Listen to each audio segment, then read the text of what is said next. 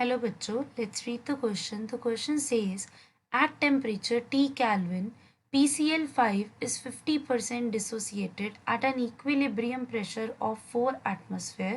At what pressure it would dissociate to the extent of 80% at the same temperature?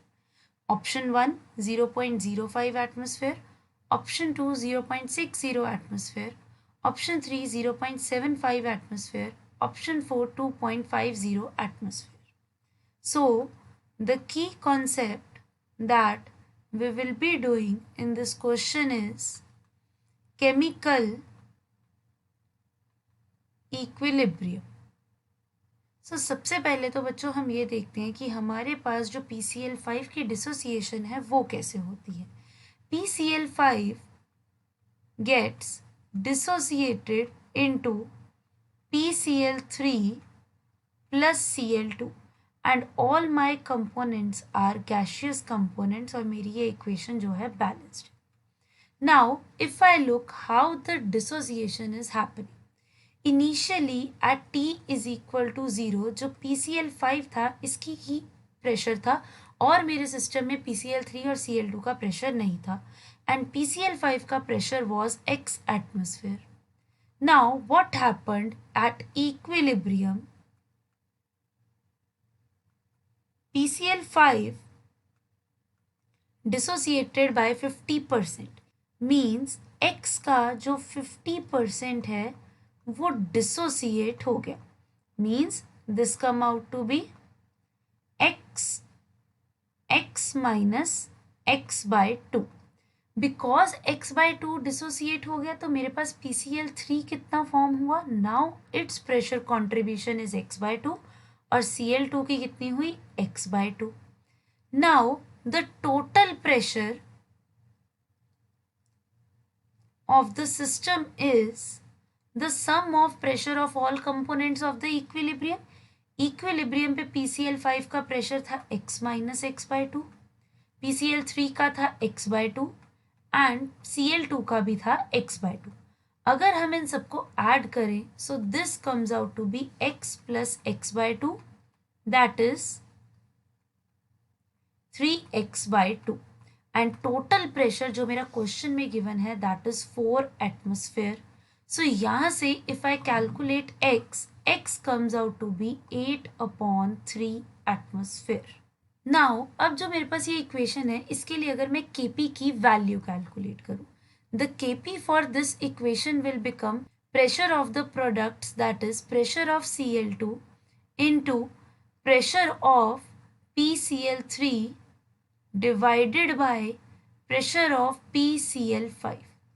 Now the Kp for the reaction will come out to be pressure of Cl2 is X by 2, pressure of PCl3 is also X by 2, pressure of PCl5 is X minus X by 2.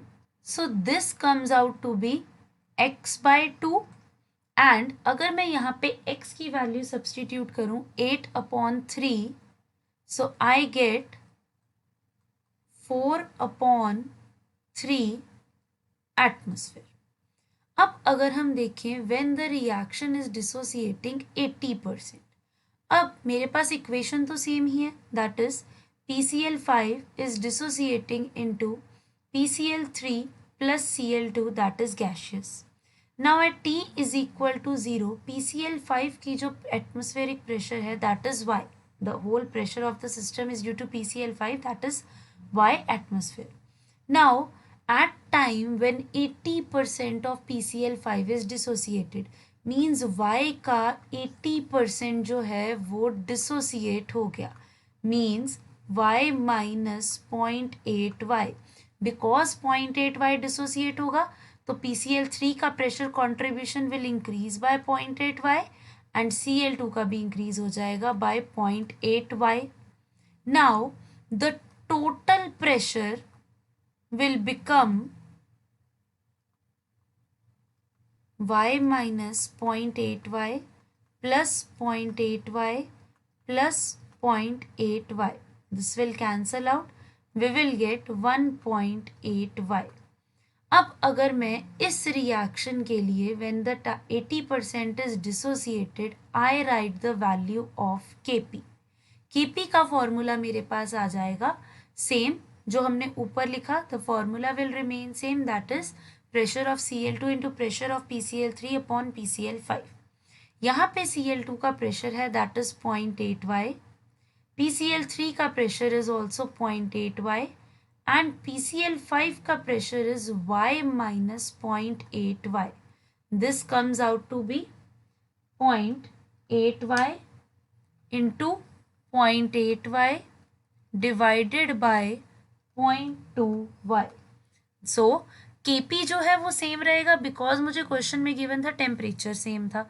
सो मेरी Kp की value आ गई 4/3 atmosphere is equal to 0.8y into 0.8y divided by 0.2y.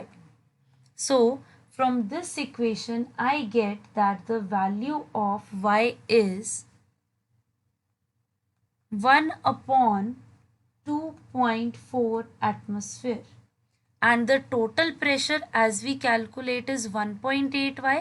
अगर मैं इसमें y की value substitute करूं so मेरे पास द टोटल प्रेशर